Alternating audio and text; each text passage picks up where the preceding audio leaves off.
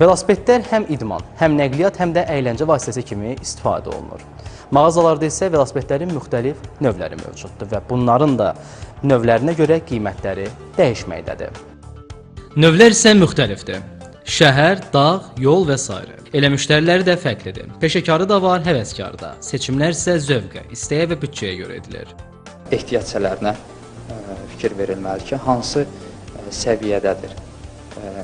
Müəyyən ehtiyatçıları var ki, məsələn, əyləc sistemi sadə olan və yaxud hidravlik əyləc sistemi ilə, yəni bunlar hamısı qiymətinə təsir edir. Keyfiyyətli velosipedlər həmişə 700, 850, 1000 manat və yaxud ondan daha yuxarı qiymətlərdə olur. İlk növbədə dəbilqət. Həmin kaska zərbələrdən qoruyur. Dəbilqəsiz, belə deyək, velosiped və skuter istifadə olunan zaman müəyyən məbləğdə cərimə oluna bilərlər.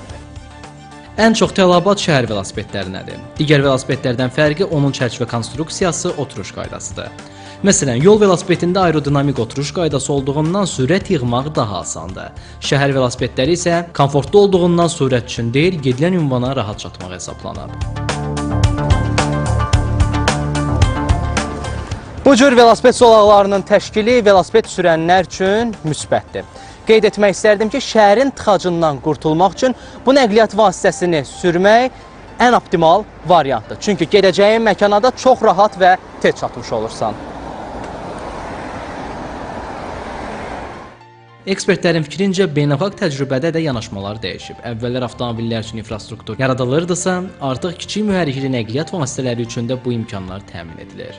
Ümumilikdə yol infrastrukturu imkan verdiyi şəraitdə velosiped zolaqlarının olması müsbət haldır. Velosiped sağlamlıq üçün çox əhəmiyyətlidir, çox önəmlidir. Bugün ola bilsin az sayda görə bilərik velosipedləri, amma gələcəkdə get-gedə velosipedə münasibət, yanaşma dəyişəcək və dəyişməkdədir. Eyni zamanda kiçik mühərrikli, belə deyək də, mopedlərdən, motosikletlərdən danışa bilərik, skuterlərdən danışa bilərik. Ancaq gələcəkdə fikirləşmək olar, velosiped zolaqlarının imkan vermədiyi zonalarda velosipedləri avtobus zolaqlarına da yönləndirmək olar. Çünki dünya təcrübəsində bu cür yanaşmalar da var. Məsələn, avtobus zolağı təkcə avtobus üçün nəzərdə tutulmur. Bütün bunlar həm sağlam həyat tərzinə, həm də ekologiyanın müdafiəsinə hesablanmış vacib addımlardır. Əsas üstünlüyü isə tıxaclarda vaxt itirmədən mənzil başına daha tez və rahat çatmaqdır. Ələkbər Salih, Zaur Həşimov, Mirzə Abbasov, Telesər.